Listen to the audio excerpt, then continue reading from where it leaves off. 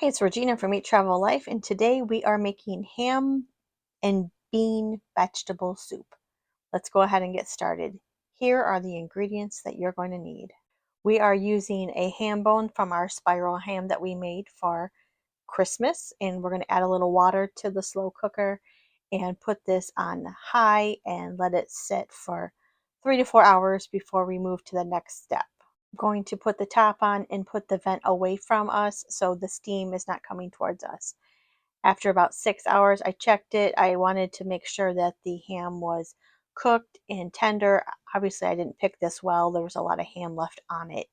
If you don't have a lot of ham on yours, you're going to need to add ham into your soup. So I spent some time removing a lot of the ham from the ham bone to put into the liquid, and oh my gosh, look at, I removed the ham bone and all that ham was still on there. So delicious. Now we are ready to add the rest of the ingredients for the bean soup and all the veggies. I'm using some dehydrated veggies that we had, so I'm going to add in a couple cans of pinto beans. If you have navy beans, go ahead and use those. We're going to add some pepper, and we don't need any salt. A little bit of chicken stock, and I used some dehydrated carrots and dehydrated celery. If you have fresh, definitely do that. I just had this on hand and it was a lot quicker.